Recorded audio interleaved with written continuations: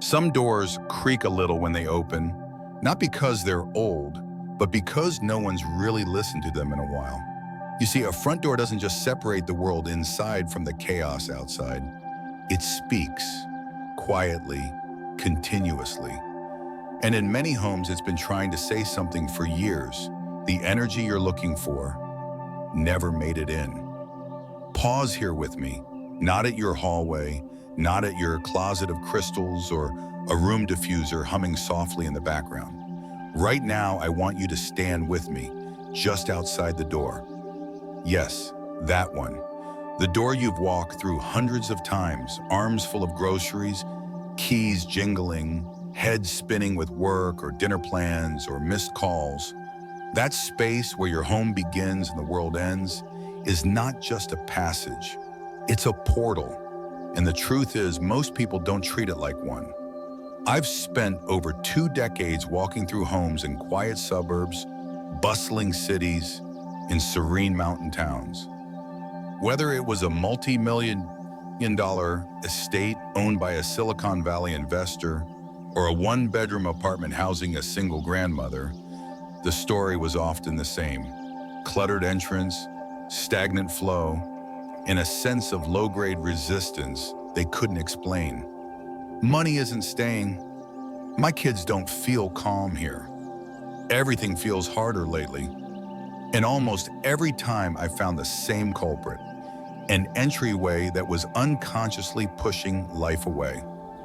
Here's what most people don't realize. Energy doesn't knock.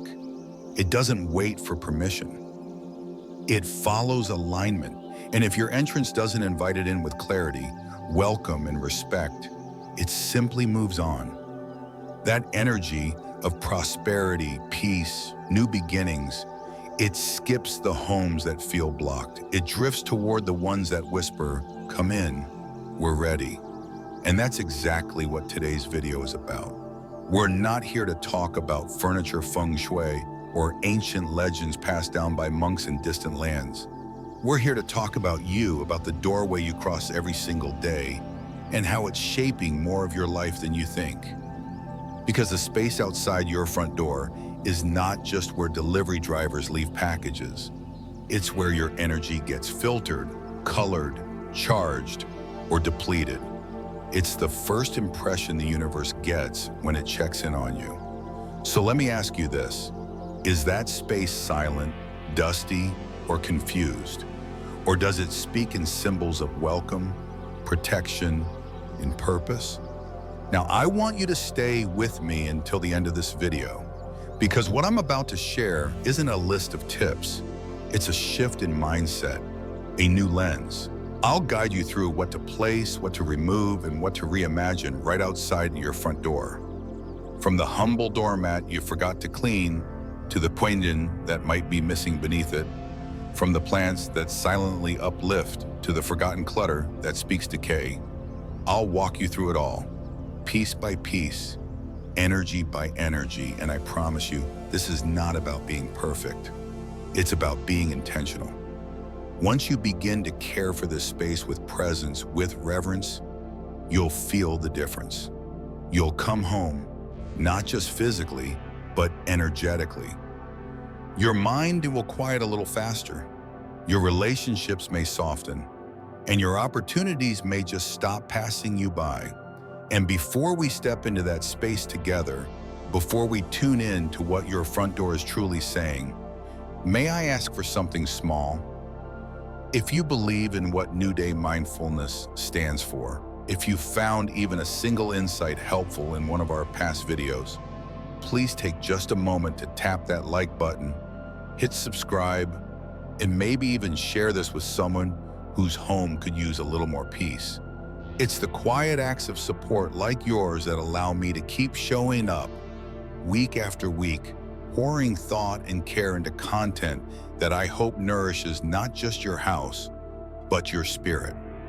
We're close to reaching 5,000 subscribers, and with your help, we can grow this mindful community even stronger, one intentional breath at a time. So take a breath with me now, not a rushed one, a real one. Let it arrive, let it soften your chest. And as it leaves, imagine letting go of the chaos you carried in. Because what we're about to do next isn't just about where you live. It's about how you choose to live, starting at the door. Number 1, doormat, the forgotten gift. They step onto it without thinking, shoes covered in city dust, grocery store residue, and yesterday's arguments. Sometimes it's damp from rain, sometimes hardened with dried mud, sometimes forgotten entirely. But whether you have one or not, your doormat is saying something every single day, and the universe is listening. And not with ears, but with energy, not with judgment, but with flow. Because here's the simple truth that most homes miss. Your doormat isn't just a surface for wiping feet. It's the first energetic handshake between your home and the world beyond your walls. And what happens in that first 3 seconds, the energy that's welcomed in or halted at the edge, can shape the mood of your evening, the quality of your rest, and the very momentum of your week. So why do so many people ignore it? It's often because we're taught to focus on what's inside: furniture, layout, colors, crystals, but overlook the entry. Yet in every ancient system of spatial wisdom, from traditional Chinese Feng Shui to African tribal architecture to Mediterranean courtyards, the entrance is sacred. It's the mouth of the home. It's where qi, or life force, enters. And just like in human relationships, first impressions matter. That mat, frayed, blank, moldy, or missing, is speaking on your behalf. And sometimes it's saying, we're too tired to care. Sometimes it whispers, we've stopped believing in better days. And other times, when chosen intentionally, it affirms loudly, we welcome clarity, we receive opportunity. This home is grounded in presence and purpose. So I ask you gently but directly, what is your doormat saying about you? Now let me pause here and tell you something that changed my understanding of this simple household item. I once worked with a couple in Connecticut. Lovely people, generous, successful, with a beautifully renovated home. But they had been stuck in a strange season of setbacks, unexpected medical bills, repeated car issues, tension with their teenage son, and a business deal that kept falling through. When I arrived at their property, before even stepping inside, I noticed it. No mat, just concrete, stained by years of rain, and cracks spidering outward like stress lines on a tired face. I asked the wife, "Did you ever have a mat here?" She laughed. "Oh yes, but it got old, and we never got around to replacing it. Just didn't feel urgent."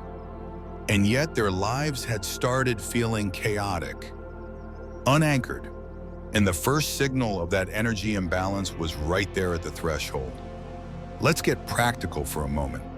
From a material perspective, a mat made of natural fibers like jute, coir, coconut husk, or cotton absorbs stagnant or chaotic energy.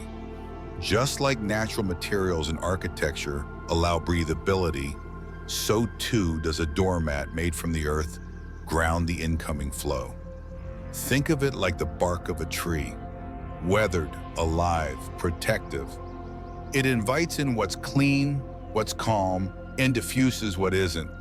And from a pattern standpoint, your mat should never scream. Avoid chaotic prints, harsh geometrics, or aggressive phrases like "go away" or "beware of dog." I know they're meant as jokes, but energy doesn't understand irony. It responds to intention. So when you have a mat that says "peace lives here" or simply "welcome," or as Oprah Winfrey's front entry reads, "gratitude," that word becomes a filter, a frequency, a whisper of alignment that every guest and every moment has to pass through. And I'm not name-dropping her lightly. Oprah, a woman who spent decades shaping the consciousness of millions, chooses every detail of her home intentionally. That doormat isn't decoration, it's declaration. It sets the tone before a single conversation begins. And so should yours. Let's also talk cleanliness.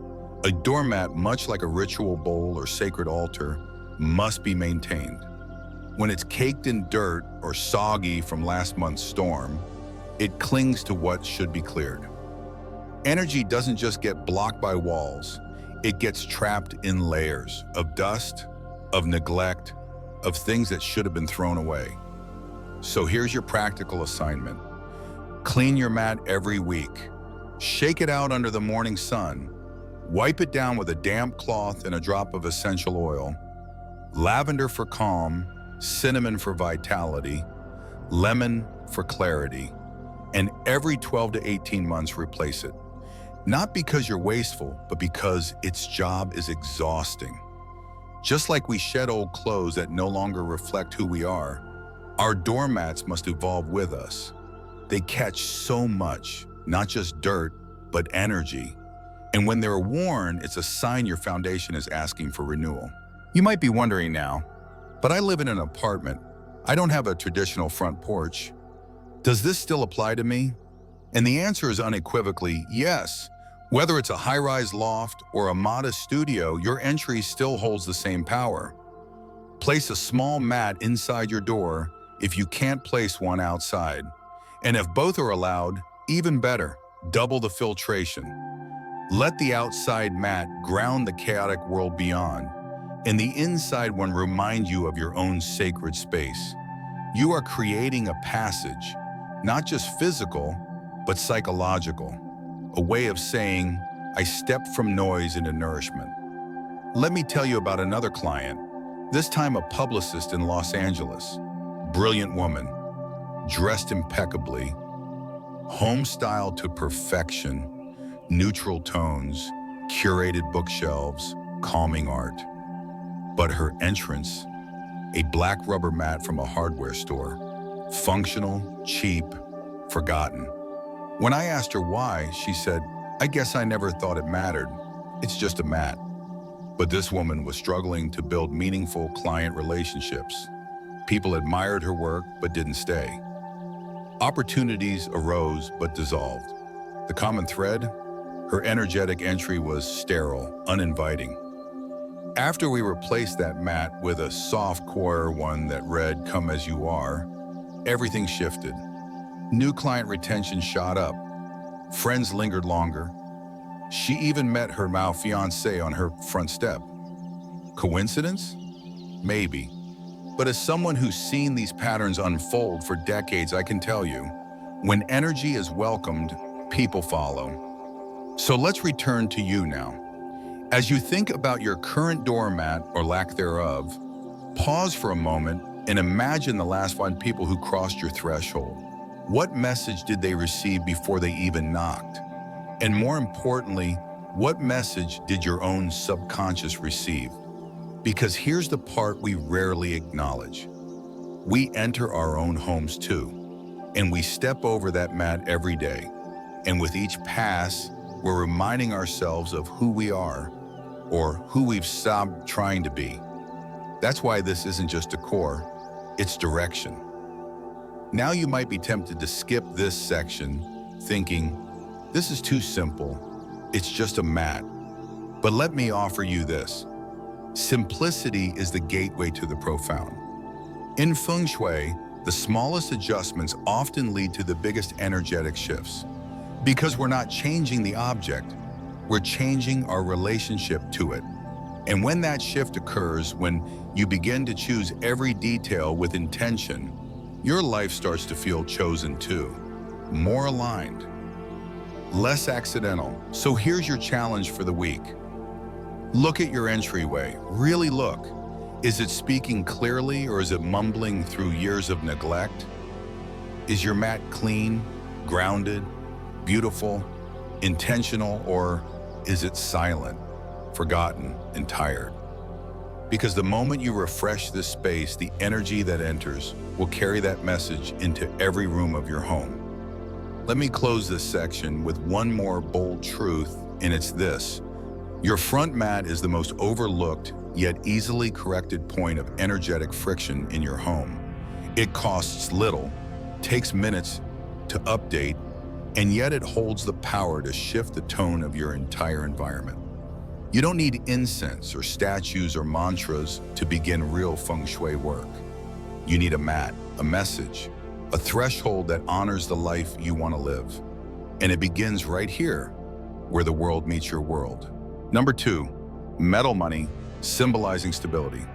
It's easy to dismiss coins. After all, we toss them in drawers, let them rattle in cup holders, or lose them in couch cushions without a second thought. They seem small, outdated, mundane, an afterthought in a world driven by digital transactions and credit swipes. But in Feng Shui, coins aren't merely currency. They are messengers, symbols, anchors. And when placed with intention, they carry the silent weight of stability. They say to the universe, this home knows how to hold on to abundance. This household honors the flow of prosperity. We are not chasing wealth, we are rooted in it.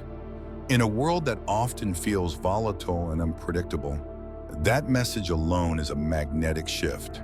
And it begins not with fortune, but with reverence. Let's continue from the threshold we just examined. You've laid your mat, aligned it with intention, and set the tone for energy to enter. Now, what holds that energy in place? What gives it a reason to stay?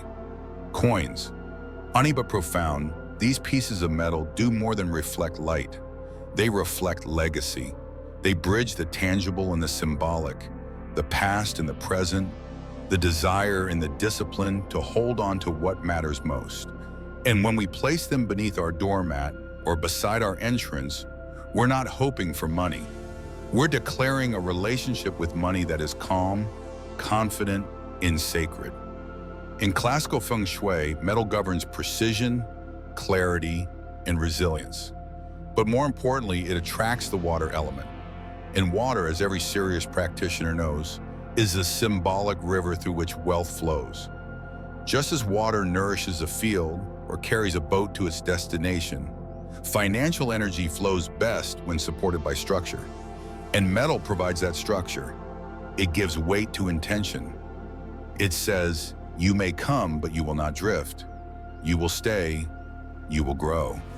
This is why coins are placed at entry points, because they become energetic anchors for the wealth energy entering your life.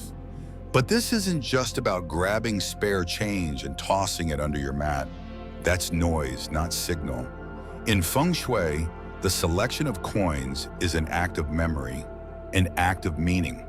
You want to choose 5 coins, no more, no less. 5 represents balance across all elements and symbolizes movement through the 5 directions of opportunity: forward, backward, inward, outward, and upward. And those coins should carry stories, not just value.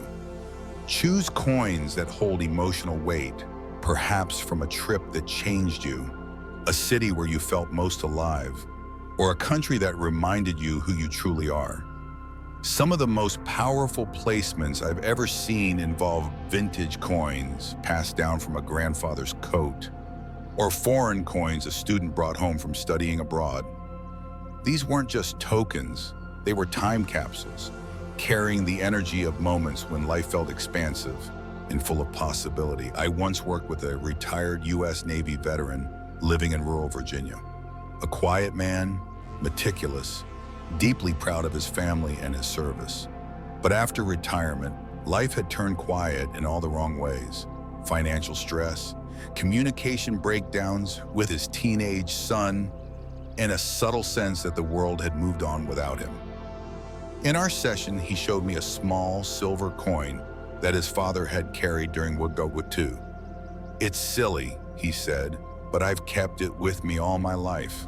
Never knew what to do with it." We framed it together in a small wooden box and placed it near the inside of his front door, nestled against a strip of red silk ribbon. He didn't think much of it, but within months he was offered a part-time consulting role through an old colleague. His son, once sullen and withdrawn, started sitting next to him in the evenings, just to talk. And every guest who visited paused to admire the coin, asking, "What's the story behind this?" And every time he told it, something softened in him. That coin didn't just hold metal, it held memory. And memory, when honored, becomes magnetism. Let's talk about fabric. Why wrap coins in red or gold cloth? Because these colors don't just please the eye, they stimulate the chi. Red ignites, activates, and protects. Gold stabilizes, warms, and draws abundance. When you wrap your chosen coins in red or gold fabric, something simple, even a strip of ribbon or a small pouch, you're enhancing their field. Think of it like adding sound to an image. The coin already holds meaning, but the color adds vibration. It tells the energy this is not a lost object. This is a living symbol. Treat it as such. Placement matters too. If you live in a house with a traditional doormat, slide the coin bundle just beneath the center of the mat, not too close to the edge so it isn't kicked or stepped on directly, but not too far back where it's hidden and forgotten. Let it live in the space where threshold energy flows through. If you live in an apartment or can't place items beneath your mat, consider placing the coins in a small bowl to the right side of the door as you enter. This side aligns with the metal element and represents helpful people and blessings. You might even add a drop of essential oil, clove for courage, patchouli for grounding, or sweet orange for joy. Let this space become a conversation between your intention and the universe's listening ear. Now, I want to speak directly to those of you who might be thinking, this feels too small to matter. I understand. We live in a culture that celebrates the grand gesture, the vision board, the six-figure plan, the bold declaration of goals. But in my decades of practice, I have seen more lives shift because of a few coins at the door than any business strategy or self-help seminar. Why? Because symbols carry what the conscious mind cannot. They bypass resistance. They enter the home through the back door of the soul. And when you place coins intentionally, you are not solving money overnight. But you are creating an environment where wealth feels safe to stay. And that, dear friend, is where prosperity truly begins. Let me share one more story before we wrap this section. A young entrepreneur I worked with in New York had built a startup from scratch. Tech-driven, fast-paced, and rapidly expanding. But she felt burned out. Money came in, but left just as quickly. Investors were interested, but rarely followed through. She was doing everything right, but something didn't feel anchored. When we assessed her space, she had a sleek, modern apartment. Minimalism done to perfection, but emotionally sterile. I suggested something small. Choose 5 coins from places that meant something to her, wrap them in gold cloth, and place them in a hand-carved bowl near her entryway, along with a single fresh flower. She looked at me like I'd asked her to burn sage in the middle of Times Square. But she did it, and something shifted. It's strange, she told me months later, but my conversations with clients feel more grounded now. I feel more centered when I walk in, and we just closed our biggest contract yet. Was it magic? No, it was meaning, and meaning always finds its way home. So if you've ever felt like your money comes and goes without stability, if you've ever felt like abundance visits you briefly but doesn't stay, if you've ever wished for more ease and holding on to success rather than chasing it, then this is your invitation. Let 5 coins become your compass. Let their placement become your practice. Let the small become sacred. Because in Feng Shui, stability doesn't start with savings. It starts with symbolism. And the coins at your door may be small, but their message is clear. We are ready. We are grounded. We are not just hoping for growth. We are rooted in it. Number 3, sound. Call for luck with bells. There are a few things in a home that communicate presence without being seen, and sound is one of them. Unlike light or form, sound travels in waves, unseen but undeniable. It pierces walls, dances through air, and subtly reshapes the atmosphere long before the mind becomes aware. That is why when we speak of energy in Feng Shui, we cannot ignore sound. And at the entrance of your home, sound is not decoration, it is declaration. And the most elegant way to declare the tone of your space, literally and spiritually, is through the thoughtful placement of a wind chime. Let me ask you this, not as a master of Feng Shui, but as someone who has walked through thousands of doorways across cities, villages, and continents. What does your home whisper to the world before anyone even knocks? Most people spend hours deciding the color of their front door or the shape of their welcome mat, yet they ignore the very element that speaks first, sound. Because the moment wind kisses metal or bamboo and your wind chime stirs, something ancient begins to echo. You are announcing, this space is alive, this space is alert, this space listens. It is not coincidence that temples across the East hang bells near entry points. Not for beauty, but for clarity. The sound clears the air. It reclaims the moment. It pushes back the fog of distraction and declares presence. Let's get technical for a moment. In classical Feng Shui, sound is a conduit for qi, the vital life force. And when qi approaches your home, it does so like a guest. The question becomes, does your home greet it with hostility, with noise, with silence, or with grace? A properly tuned wind chime does more than create pleasant ambiance. It aligns vibration. It softens sharp edges, redirects chaotic movement, and transforms stillness into opportunity. But this is where so many homeowners get it wrong. They think more sound is better. They hang garlands of chimes, layer multiple metals, choose chimes with aggressive clangs that sound more like alarms than invitations. And in doing so, they distort the intention. Let's simplify. The best wind chime is not the most elaborate, it's the most honest. Choose one that sings, not shouts, one that calms, not calls. If your wind chime startles you during a breeze, it's the wrong tone. It should be at a conversation, not a confrontation. Materials matter deeply. Bamboo offers a grounded, warm resonance, perfect for homes that need more earth element. Metal offers clarity and strength, activating movement and alertness. The shape matters too. Longer, thinner rods yield a deeper, more soulful tone. Shorter rods create a sharper, lighter sound. Choose what your space lacks. And yes, placement is everything. Never hang a wind chime just because you saw it in a catalog or admired it at your neighbor's porch. Your home is unique. Your energy is specific. And where your wind chime goes should reflect that. The ideal spot, near the front door, but not directly in its path.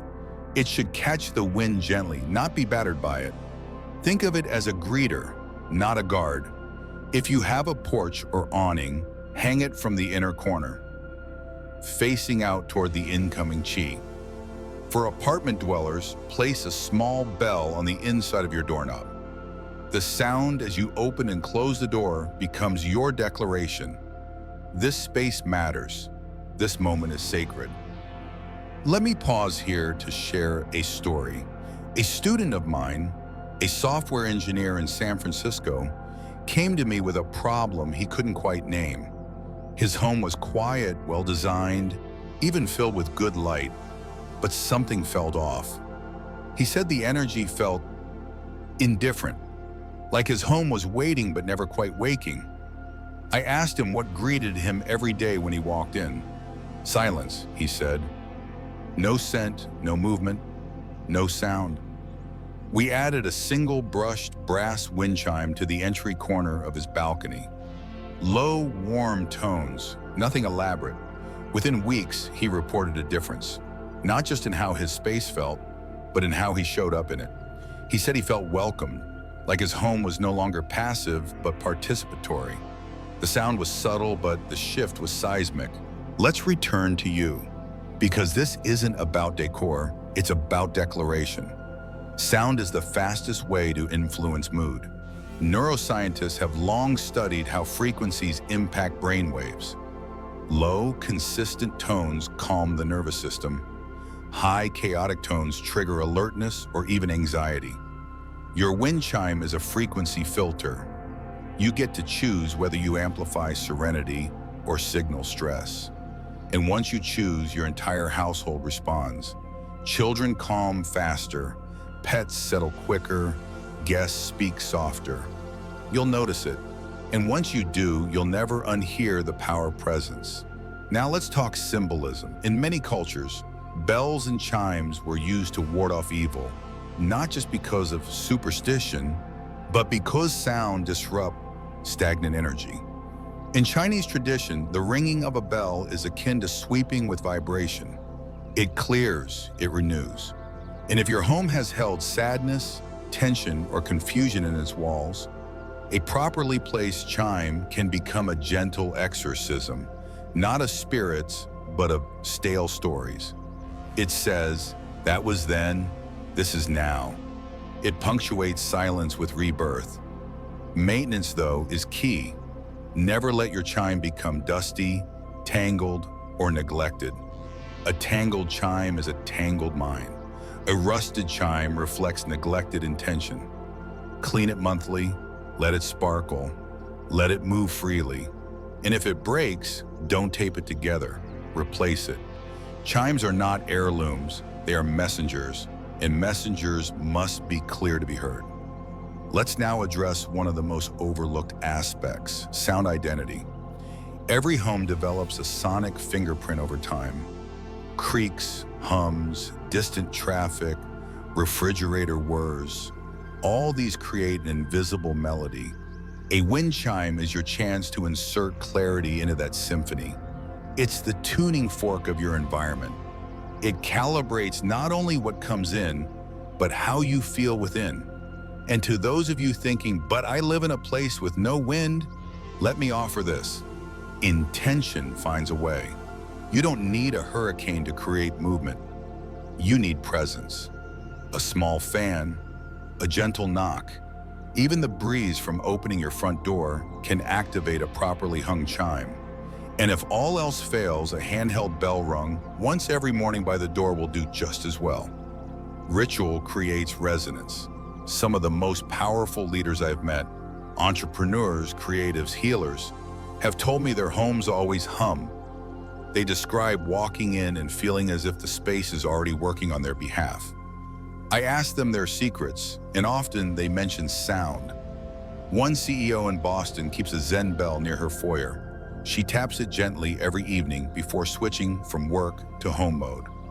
"It's like resetting my energy," she said. "It reminds me that this place has a different pace." So let me speak directly to you now. You may not realize it, but your front entrance is already saying something. With or without your permission, it's announcing the mood of your home to every guest, delivery person, and yes, to the universe itself. What message is it sending? If your wind chime is harsh, broken, or absent, you may be telling the world you're unready. You may be inviting in chaos without realizing it. But if you take a few moments, choose wisely, and hang that one instrument of clarity, something changes. Not just outside, but within. And here's the deeper truth, the one most people miss. Sound isn't just about hearing, it's about remembering. A chime brings you back to breath, back to stillness, back to self. And in a world that constantly pulls you outward, that is no small gift. You don't need to make a grand gesture. Start small. One chime, one corner, one tone. And from there, let the echo build. Let the sound remind you every day. This is your home, your sanctuary, your frequency, your choice. And as you walk through your door, let it whisper, not scream, "Welcome back. You belong." Number 4, bonsai. Green leaves bring luck. There's something silently powerful about a plant that greets you at the door. It doesn't shout, it doesn't flash, but its message is unmistakable. This is a place where life is cared for. And in Feng Shui, that message doesn't just color your home's appearance, it calibrates its energy. The right plant in the right place with the right intention becomes more than a decorative touch.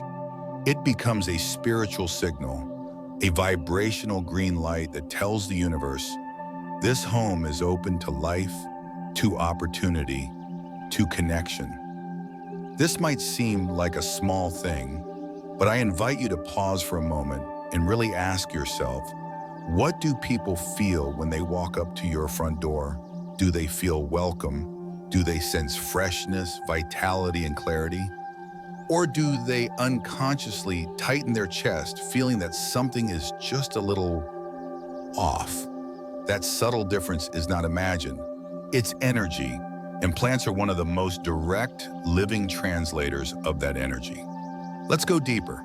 In traditional Feng Shui, everything near the front entrance is considered a gatekeeper to your life's fortune. The front door is called the mouth of Qi. It's how energy enters your home. And what sits beside that doorway either encourages that Qi to flow or quietly blocks it. Of all the symbolic items one could place here, plants hold a special category.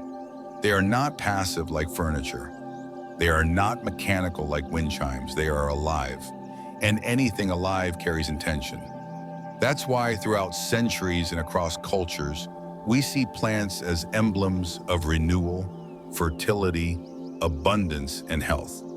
But here's where people get it wrong. Too often they choose plants for looks, for trend, or even for convenience. But in Feng Shui, intention overrides aesthetics. What matters most isn't just, does this plant look nice? It's, does this plant carry the right message for the energy I want to welcome? Let's talk specifics. The money tree, known as Pachira aquatica, is a powerful symbol of financial resilience and grounded success. Its braided trunk represents the interwoven roots of strength and harmony, and its lush leaves attract the wood element, which in Feng Shui stimulates upward momentum and growth. It's not just called the money tree because of a superstition. It's because when cared for consistently, it reinforces a pattern of nurturing success daily. That act of watering it, trimming it, rotating it, those are many practices of honoring your wealth. And when placed near your front door, it sends a message not just to guests, but to you every day. You are responsible for your growth, and growth is happening here. Another plant that holds remarkable energy is the golden pothos. Its trailing vines symbolize prosperity that expands. The way it spills over the sides of a pot is not messy, it's symbolic of overflow. In Feng Shui, that overflow energy is extremely desirable. It signals that you're not surviving, you're thriving. Golden pothos is also known for purifying air and adapting easily, which makes it the perfect metaphor for flexible success, especially powerful for those going through transition, moving homes, changing careers, or opening new doors metaphorically and literally. Then there's the peace lily, sleek, soft, and powerful. The peace lily embodies the yin side of abundance, the kind of wealth that brings calm, emotional safety, and spiritual clarity. It's not about fast growth, it's about deep roots. It helps soften homes that have harsh surroundings, heavy histories, or chaotic energy. And the bloom? It's not flashy. It rises gently like an offering. It says, there is peace here, there is care. But with great symbolism comes responsibility.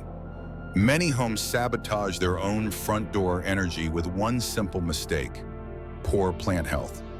A drooping plant doesn't say growth, it says neglect. A dusty plant doesn't say flow, it says stagnation.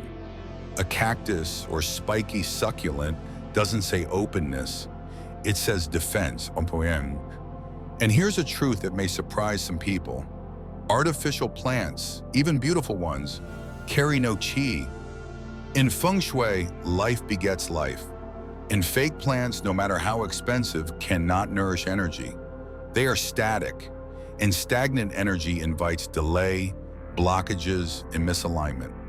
So let's go practical.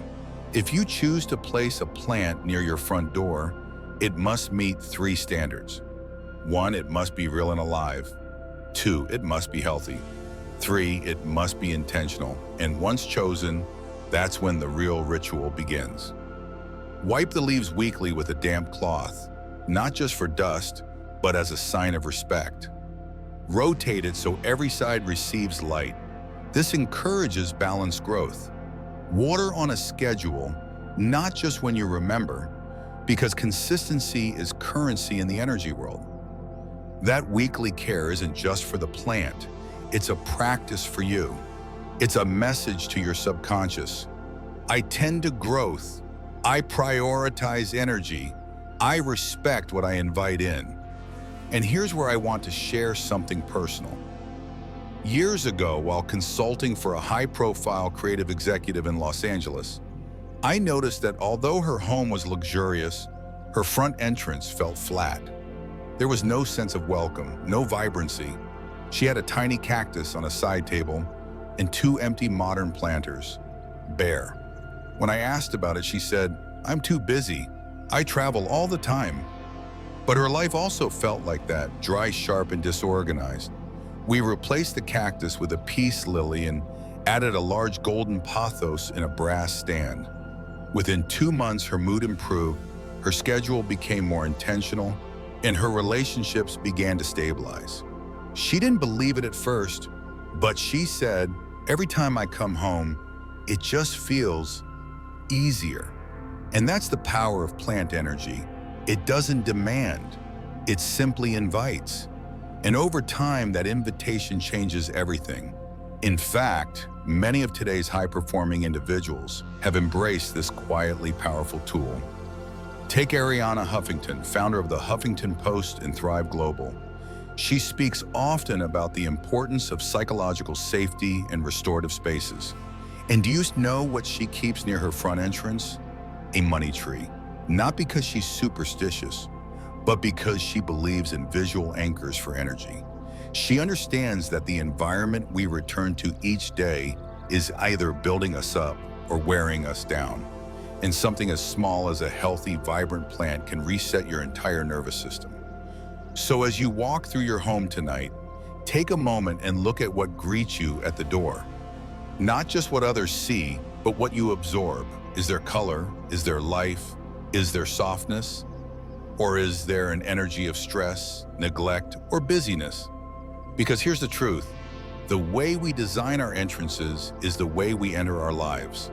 And when we choose life, when we choose real, thriving, beautiful life, we set the tone not just for how others treat us, but for how we treat ourselves. Let this be your new intention. I welcome growth. I care for my energy. I greet opportunity with living hands.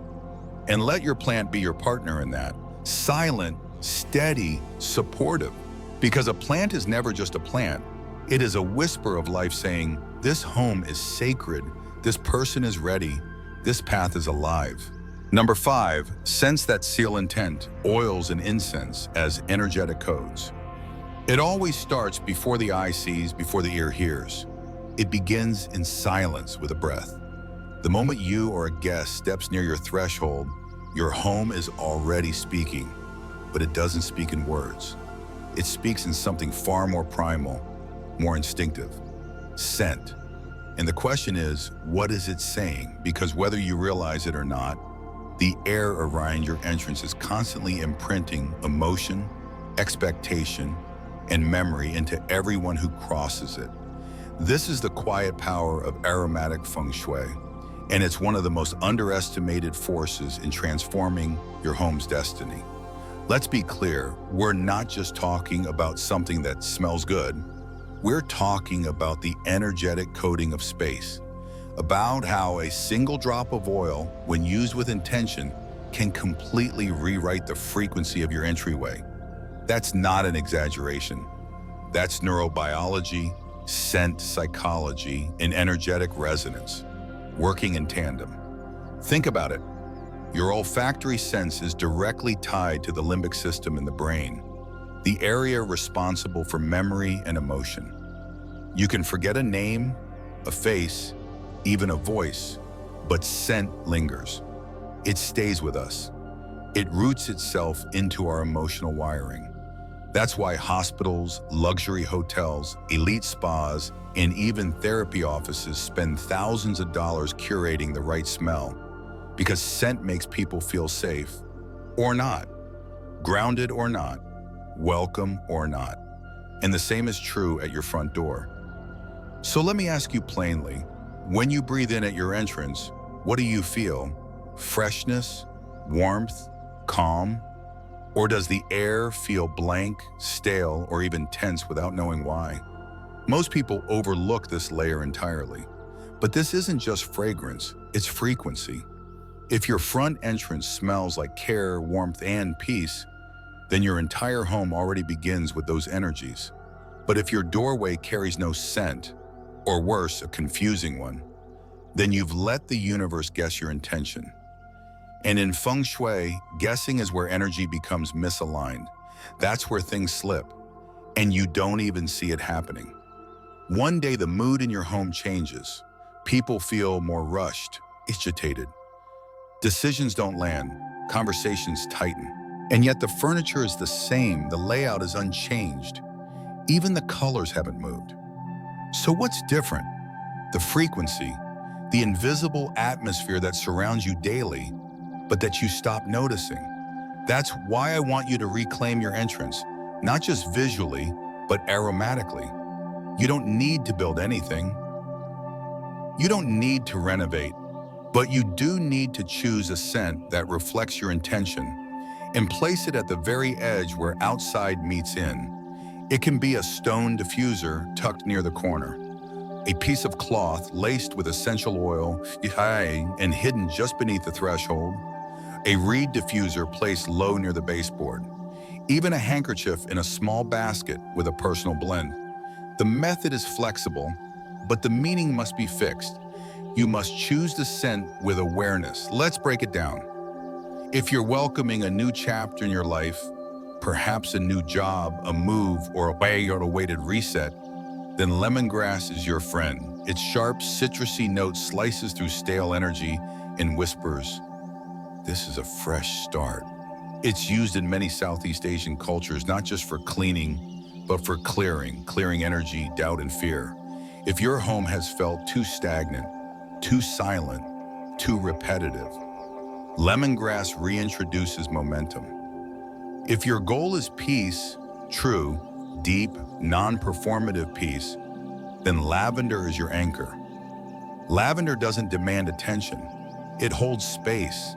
It tells your nervous system to stop scanning, to unclench, to allow. A drop of lavender oil near the door is not for show. It's for restoration. You are signaling to every person, yourself included, that this is a space where safety is not a theory, it's a feeling. Now, if focus, protection, and rooted strength are what you need, especially in seasons of stress or instability, then clove is the scent to reach for. Strong, earthy, warm with an edge. Clove has been used for centuries in spiritual and energetic practices. It grounds, it shields, it reminds. When people walk into your home and smell a hint of clove, they won't necessarily name it, but they'll feel the solidity, the unshakable center, the quiet authority of presence. But here's what matters most. Don't oversaturate. This is not a perfume store. It's a sacred filter. You want people to notice the difference, not the smell. A single drop refreshed every 2 to 3 days is more than enough. And please don't fall into the trap of synthetic fragrances, cheap plug-ins, chemical sprays, mass market candles. They don't just lack energetic integrity, they disrupt it. They layer false signals over real energy. It's like painting a window instead of cleaning it. Looks covered but blocks all light. Invest in real oils, true essences, things that come from the earth, not a factory. Let your home breathe truthfully, because energy knows the difference, and so do you. I know many of you may wonder, isn't this too subtle to matter? But think about the places that have felt most alive to you, The temples, the retreats, the intimate corners of beautiful homes. I guarantee you they didn't just smell good, they smelled intentional. They smelled like someone cared. And that's the real code you're writing when you sent your entrance. You're saying, I care, this matters. We are not asleep here. We are awake, present, grateful, open. That's the message you imprint every single time someone enters your space. Number 7, symbolic figures, guardians of intention. They don't speak, they don't move. Yet every time you walk past them, something inside you shifts. That's the power of symbolic figures placed with intention at your entrance. And if you've ever felt like your home was silently standing guard for your dreams, your family, your sense of peace, then you already know what this section is about. In Feng Shui, symbolic guardians are not decorative choices. They're living affirmations, sentinels that don't sleep, representations that whisper your values and your vision into the energy of your space every single day. And while most people think they're placing statues just for style, what they're really doing is sending a silent message. This is who we are. This is what we protect. Now, the mistake I see all the time, especially in Western households, is people buying symbolic figures purely because they're trendy. An elephant statue here, a lion pair there, a toad under a table but facing outward. None of it anchored to intention, none of it speaking their truth. And here's the hard truth. When you place symbolic figures without intention, they don't guard your energy, they dilute it. Let's make this real. Think of how public figures like Michelle Obama or Malala Yousafzai use visual presence. Their clothing, posture, even the emblems on their jewelry or desks, they're carefully chosen, always speaking a deeper message. Not noise, not trend, meaning. Your front entrance deserves the same care. Because when a symbolic figure is chosen from a place of alignment, it becomes a lighthouse. When it's chosen from habit, it becomes clutter. So how do we get this right? First, understand this. Every figure is a story. And when you place one near your entrance, you're telling the universe which story you're choosing to live by. Let's begin with the elephant. It's not just a symbol of luck. In many cultures, from India to Southeast Asia, the elephant represents wisdom, memory, and quiet strength. It's not brash. It doesn't chase. It remembers. It carries the tribe. In Feng Shui, the elephant with its trunk raised represents good fortune, yes, but more importantly, it represents intelligence that leads to enduring success. If you place one near your door, make sure it's facing inward, welcoming wisdom into your life, not spilling it outward into the street. Then there's the toad, known widely as the money toad or three-legged toad. It's often placed beside the door to guard wealth, but not just financial wealth. It symbolizes stewardship of money, yes, but also of power, responsibility, and family legacy. The toad is said to carry coins in its mouth, anchoring prosperity. But here's where many people go wrong. They place it on the floor directly in line with foot traffic, where it gets bumped, dusted, or ignored. This isn't a pet. It's a keeper of fortune. Raise it slightly. Give it a respectful space. Let it know its role in your energetic blueprint. Now the crane, arguably one of the most underestimated figures in Western Feng Shui. The crane isn't loud. It's not flashy, but its symbolism is profound. Longevity, peace, grace. It tells the story of someone who isn't here to fight, but to glide, to flow, to live long and meaningfully. The crane is perfect for homes where harmony has been fractured, or where aging parents live, or where mental fatigue has clouded clarity. Placed at the entrance, it says, "This is a place where peace lives and no chaos is allowed to enter." It's not aggressive, but it's firm. Let me pause here and say this clearly. It doesn't matter which symbol you choose. What matters is that it reflects your values, your stage of life, and your energetic vision. I once worked with a woman, let's call her Janet, who had a beautifully designed home. Modern, elegant, pristine. But her career was stalling, and her relationships felt shallow. When I visited, I noticed 2 lion statues at her door. Glossy, taleo, heavy, clearly expensive. But they faced outward, glaring down the driveway like sentries in a palace. I asked her why she chose them. She said, "They look powerful." That's when I knew. She had placed symbols of dominance at the threshold of her life, when what she truly needed was protection, not performance. So we made a change. She replaced one lion with a wooden crane and moved the other to her office. She rotated the remaining figure inward, elevated it slightly on a carved stand. Within weeks, she said her home felt less tense. Her sleep improved. Her clients began commenting on how calm she seemed. The guardian was no longer guarding her ego, it was guarding her peace. You see, the placement of symbolic figures isn't decoration, it's declaration. So how do you place them correctly? First, face them inward. Always. A guardian looking outward sends your power away. A guardian looking in says, "I protect the space." Second, lift them. Don't put them directly on the floor. Use a small pedestal, plant stand, or thick wood slab. When you elevate a figure, you're elevating the message. You're saying, "This matters." Third, choose your material wisely. Resin may be cheap and convenient, but it rarely holds energetic charge. Instead, look for wood for grounding and growth, ceramic for refinement and beauty, or bronze for resilience and endurance. These aren't just textures, they're frequencies. The material speaks as much as the form. Fourth, clean them. Yes, regularly. Dust is not neutral. It's stagnant energy made visible. When you let your figures collect dust, you're saying, "I've forgotten what I stand for." That dust becomes the silence between your intention and your results. Fifth, and this is subtle but powerful, greet them.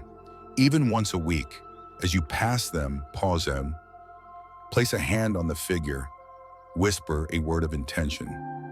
Protect. Welcome, Cyril. Grow. And this isn't superstition. This is neuroassociative anchoring. You're linking action to identity, identity to energy, and energy to environment. Now I know what you might be thinking. This all seems small, subtle, almost too poetic. But consider this. Every high-performing environment area, whether it's the home of Steve Jobs, the estate of Oprah, or the design philosophy of top wellness retreats, uses symbolism to prime behavior. They don't leave their environments to chance. And neither should you. Because at the end of the day, your entrance isn't just a space between outside and in. It's a passage between your current self and your future self. What you place there, who stands guard, what message greets you every day, that's what sets the tone. And tone becomes trajectory. So I'll leave you with this question, not as a challenge, but as an invitation. What do your guardians say about who you are and who you're becoming? And is it time to let them speak more clearly? 3 things you must never place by your front door. You can do everything right. Place the plants with care, choose the right coins, hang a wind chime that sings just the right note when the breeze finds it, even infuse the air with calming scent. But if these 3 things are sitting by your front door, they can unravel it all. That's the truth most people don't want to hear, because unlike everything we've discussed far, this part isn't about what to add, it's about what to remove, what to confront, what to sleep tolerating. These 3 seemingly small habits carry silent consequences. And when you ignore them, you're telling your space, "I'm not serious about what I say I want." That's why this bonus section matters.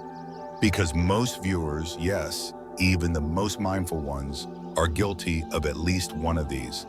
Let's begin with the first and perhaps most common offender, the pile of shoes. You walk into the average home, and what do you see? A mound of sneakers, boots, heels, and slippers, scattered like fallen leaves at the feet of the front door. And while it may feel convenient or culturally normal, in Feng Shui, it's one of the most energetically disorienting sights you can create. You see, the entrance of your home is your energy's first conversation with the world. It's where intention meets invitation. When that space is cluttered with footwear, especially mismatched, worn out, or dirty shoes, you're essentially broadcasting the message, I live in chaos, I tolerate disorder. And what that does to your subconscious is even worse. It says, I start every transition with mess. I want you to reflect on that. Every time you come home from a long day, whether you succeeded or struggled, you're greeted by that pile. And whether you realize it or not, your nervous system associates that sight with tension, not restoration. It adds friction where there should be flow. That's why the recommendation is clear. Use a closed shoe cabinet, not a rack, not an open tray. Closed, ventilated cabinet with compartments. That's not just storage. That's energetic containment. That's order. That's respect for the space where you shift from outside energy to home energy. And if you don't have the room, at least limit to 1 or 2 neatly aligned pairs. Any more than that, and you're dragging the road into your refuge. Now let's talk about the second mistake. Trash bins or dirty umbrellas near the entrance. This one stings a little more because it's often rooted in practicality. I need the trash can closed for convenience. The umbrella's wet, I'll leave it here to dry. But convenience, when it overrides consciousness, always comes with a cost. Trash bins, even when closed, carry heavy, stagnant energy. They are repositories of decay. They signal disposal, not arrival. And when you place that energy near your entrance, you're creating a subliminal message. I'm discarding energy before I even enter. Now add a dirty, soggy umbrella to the mix. That's not neutral. It's loaded with the energy of exposure, of defensiveness, of something having been through the storm. And what happens when someone steps into your home and the first thing they feel is a musty, damp presence and the visual of decay? The mood shifts, the tone drops, the subconscious closes off, even before a word is spoken. I remember once visiting a successful tech entrepreneur in San Francisco. His home was sleek, modern, minimal, except for a cluster of things piled by the door. 2 umbrellas with dried mud, a small trash can filled with receipts, and an empty cardboard box that had been waiting to be taken out for weeks. He was experiencing creative block, tension with his co-founders, and had trouble sleeping. And yes, it sounds too simple, but when we cleaned and reset his front entrance, energy in the space changed almost immediately. Your threshold doesn't lie. It reflects what you're ready to release and what you're still holding on to. Which brings us to the third mistake, and it's the most emotionally charged. Broken or unused items near the entrance. I cannot stress this enough. Cracked pots, pairs no one sits in, a decorative object that's faded, peeling, or chipped. These are not harmless. They are metaphors. In Feng Shui, broken equals broken. And when you allow brokenness to live at your entry point, you're saying on an energetic level that you're comfortable with disrepair, with dysfunction, with things that no longer serve their purpose. You are tolerating decay. And here's the part most people don't want to face. What you tolerate at the edges of your home will slowly spread to the center of your life. I once worked with a family therapist in Boston, deeply aware, highly intuitive. But her home's entrance had an old wooden bench with a cracked leg and a ceramic lantern with a chip she always meant to glue. She joked about it, called it rustic charm. But when we sat down to talk, she confessed she'd been feeling invisible, drained, and stuck. And that's when it clicked for her. She had been inviting her clients to heal, but walking past symbols of neglect every morning. Her space contradicted her service. The moment she removed and replaced those items, something softened. Her home began to match her message. So here's your invitation. Know your call to action. Walk to your front door. Pause. Look at everything within 3 feet of that threshold. What's there? Shoes, trash, broken decor. Don't excuse it. Don't say just for now. What's tolerated becomes permanent. What's ignored becomes part of the story. And what you allow by your door becomes what you allow into your life. You've done the work to place the right symbols. Now do the work to remove the ones that cancel them out. Because energy isn't just about what you add, it's about what you release. And sometimes the most powerful shift doesn't come from hanging a new chime or placing a lucky coin. Sometimes it comes from removing what no longer belongs. Final, energy isn't mystical. Energy isn't mystical, it's mindful. You might think it's just a doormat, just a plant, just a chime, but by now I trust you've started to see what we've truly been talking about this entire time. Not decoration, not even tradition, but declaration. Every object you place near your front door is silently echoing a message into your life. And that message, whether clear or careless, becomes the script your energy lives by. So take a breath and look again. Is your entrance inviting wealth, peace, and vitality? Or is it unknowingly asking chaos to stay a little longer? Let's be honest, most people don't realize that their doormat has become faded and tired, that their once loved plant is now collecting dust in a cracked pot, that a forgotten pile of shoes by the door, a borrower, is the very symbol of mental overload. These aren't random details, they're signals, and more often than not, they're the reason energy doesn't flow right, why money feels stuck, why relationships feel reactive, why mornings start with friction instead of clarity. That's why we started with the most overlooked element, the doormat. A filthy mat says, "I'm not ready," but a clean, grounded mat made of natural material says, "I honor what I receive." Then came the coins, small, humble, but energetically rich. They don't just represent value, they symbolize a decision to stabilize and grow. Next, we brought in sound, the wind chime, not just for beauty, but to remind every soul who passes through, this home is awake.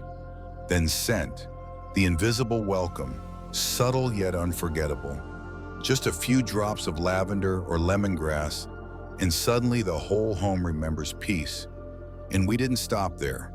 We gave form to intention, with statues that aren't merely decor, but guardians of your energy contract.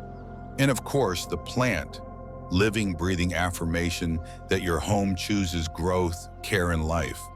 But even with all these elements in place, we couldn't ignore the mistakes.